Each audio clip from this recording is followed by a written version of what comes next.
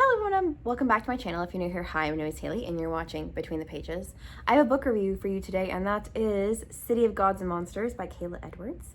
I loved this book so much. So this is the reversed dust jacket art. When I showed it to you in my August, I think, was it my August TBR video, I had the other side of the dust jacket. So this is the dust jacket part that I like because it's got Darian and Loren on it. So now we're gonna talk about it. So basically, Loren is being hunted by people, and so Darian is one of them. It's kind of like very obvious in the beginning of the book. I was like, oh, let me guess, Loren is Darian's target. Obviously. Like, it's kind of obvious. But she's being hunted, and he goes to hunt her, realizes she's not anything supernatural. She's human.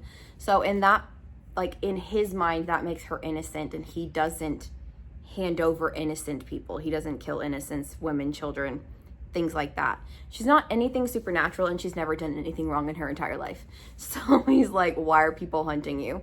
So he basically is like, okay, I'll protect you, and we'll figure out why people are hunting you. So jumping ahead to the end, because I have to talk about this now. So you think that someone has hired Darian to like turn Loren in for a bad reason. It was actually Loren's like biological father, because she's adopted, who hired Darian to track her down so he could like have a relationship with her. So I thought that was cool. Did not see that coming. I thought we were gonna have to like deal with this like the entire series of who is hunting Loren and why do people want Loren. And no, it was just her daddy trying to track her down. So I thought that was sweet. So everyone's after Loren because she has this like magic that she doesn't know. Like, she doesn't really have magic, but like she does have magic. It's one of those complicated things, because there's this thing called the Arcanum Well. It works a lot like the cauldron in ACOTAR, so just know that going in, because at one point they say that the Arcanum Well, like the actual Arcanum Well, can turn humans into immortals. So again, it's like the cauldron from ACOTAR, who can turn mortals into fae. So there have been a lot of accusations that this is a Crescent City ripoff. I guess I kind of see it, but like I don't see it at the same time, because I've only read like halfway through the Crescent City 1. I have still soft DNF'd that and have not continued it yet. I will. That's a different conversation for a different day. But I will continue it. I do kind of see how it's a Crescent City ripoff, just like kind of, because Darian gives rune vibes, major rune vibes. And then I guess Loren could maybe be Lydia. I don't know. Again, I've not read Crescent City. So I know Lydia as a character. I've just not met her formally in Crescent City. And then her half-sister Dallas, I guess, could kind of be a Bryce stand-in. She's sassy and has red hair. And then there's like an angel named Dominic. And there's like this place, the aerial fleet, which I guess is kind of sort of like the Ox. I don't know. I've not read Crescent City again, but people kept calling this a Crescent City ripoff, and I really liked this book, so I'll probably like Crescent City if I were to go back and reread it. But yeah, I guess I kind of see how it's a Crescent City ripoff, but whatever.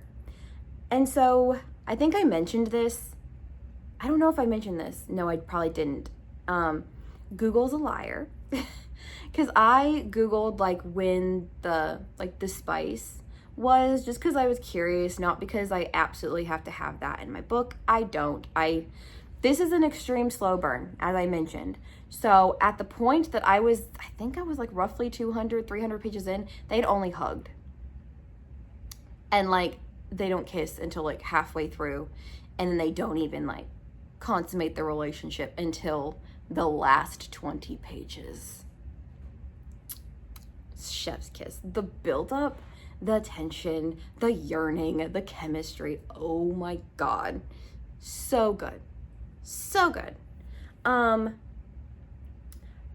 But Darian was literally, like, they were in a club and they were like trying to get this guy's attention, and he had her on his lap, and they're kind of like putting on a show for this guy to make him jealous. And that was at 400 pages. And I was like, I would argue that this is a spicy scene in my book, at least. So I think spice on Google just means like full-blown intercourse. I don't know, but Google's a liar. And then you find out that Randall, who is like the head of all of the Dark Slayers, which is what Darian is, they're called Dark Slayers. You find out that his father is basically like the godfather of this city and like controls all of the dark slaying circles. And I don't know what we're going to do in the second book. I guess maybe Darian's going to have to take control. Maybe, I don't know. But like literally I typed this out, and then like 2 pages later it got revealed that Randall is Darian's father. And I was like, okay, I kind of saw that coming. But and then I have to say, the ending, I did not see Calanthe and the headmaster of her university being behind all of this, like trying to like kill her and like paying people to track her down, because with the Arcanum Well, Loren is the Arcanum Well. She is like, because the whole thing is that her father created the Arcanum Well, and like how he was the only person who was able to wield it and control it. So he put the Arcanum Well inside himself, and he used the Arcanum Well to create Loren. So she like the physical Arcanum Well. He used that to make Loren, and then transmuted the Arcanum Well into himself to like prevent people from having control over it, but it's also inside of Loren. So she is the Arcanum Well, and she controls the Arcanum Well. So we also need to deal with that in further books, especially if people find out that she is the Arcanum Well. Then we're going to have a whole other mess of problems. And in my magical readathon TBR, I mentioned that I'm going to be reading the sequel to this, and people have said that the sequel deals even more emotional damage than the first one did. So this has a trope that I usually don't like in books, and that is we're going to turn back time so the last 50 to 100 pages never even happened. Then I always get mad because I'm like, what was the whole point of reading it then? But in this, like, the Arcanum Well is going to explode. It's going to level the city and kill every single person in the city. No one's walking away from this. So Darian has this armor that was given to him by like one of his mother's friends, and it basically makes him invincible. So at the last second, he puts the ring that has the armor in it on Loren. So Loren survives. Everybody else dies. Like, Darian is dead. Like, dead, not coming back, dead. Like, Dayton level dead. If you've watched my Beast of the Briars series reviews, you'll understand that. But he is dead, like, not coming back. So she brings him back, like, using the Arcanum Well inside herself, and then they find, like, this sundial, and she, like, makes a wish because she wears this is very convoluted, I understand. This makes no goddamn sense, but if you've read the book, you'll understand.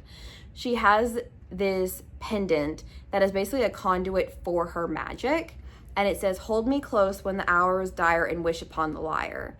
So she basically wishes upon Tempest, I think is the god's name. He's like the god of time and lies.